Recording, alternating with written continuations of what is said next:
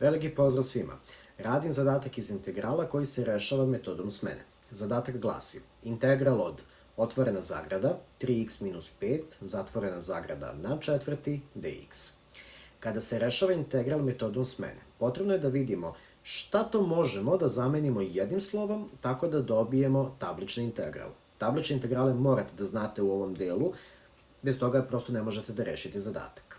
Sada, ako pogledamo ovo, mi u suštini vidimo da nam je ovo glomazno, 3x minus 5. Ako bismo sve to zamenili jednim slovom, vidjeli bismo da možemo da dobijemo ovaj tablični integral. Integral od x na n dx. I to znamo kako da rešimo. Hajde da uvedemo smenu.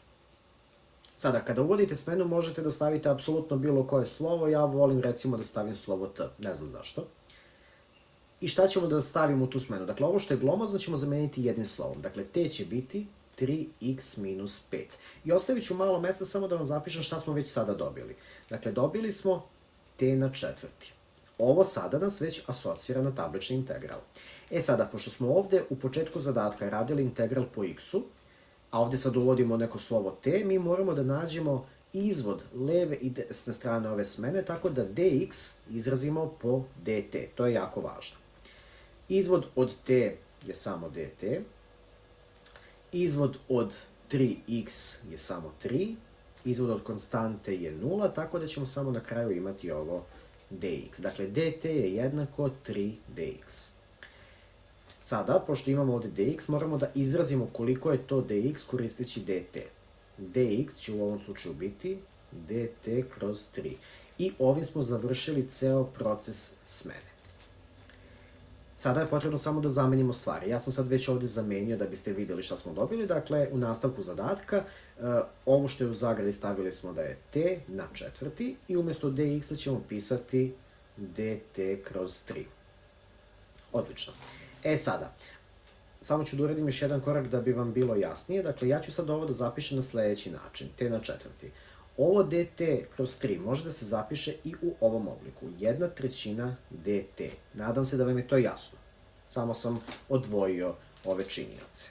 Sada, kada rešamo ovakav zadatak, mi slobodno možemo konstantu da izbacimo napolje. Obratite pažnju, dakle, svuda je puta. Mi ovu 1/3 slobodno možemo da izbacimo ispred integrala i ostaće t na četvrti dt.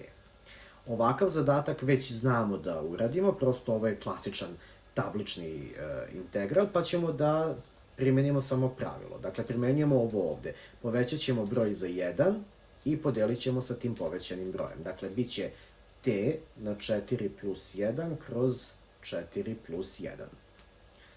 To će biti jednako, sad ću nastaviti ovde pošto nemam dovoljno mesta. Dakle, 1/3 bit će t na 5 kroz 5. Ovde sam zaboravio samo da dodam i konstantu c, to je takođe jako važno da se doda, tako da ću dodati ovde. I da bismo završili u potpunosti zadatak, neophodno je da vratimo smenu, odnosno da umjesto ovog t napišemo šta smo zamenili, da bi bio kompletan zadatak. Dakle, bit će 1/3 i umjesto t ćemo napisati 3x minus 5 na 5 kroz 5 plus c. Što se mene tiče, ovo je gotov zadatak, ali možemo ovo još malo da sredimo, pošto imamo ovu peticu i ovu trojku, to prosto možemo da pomnožimo, pa ovo možemo da zapišemo i u sledećem obliku. Dakle, 3x minus 5 na 5 kroz 15. Dakle, samo sam pomnožio ova dva broja i na kraju imamo plus konstanta c. I ovo je kraj zadatka. Dakle, kada rešavate ovakav zadatak, potrebno je da prepoznate šta to možete da zamenite jednim slovom, tako da dobijete tablični integral.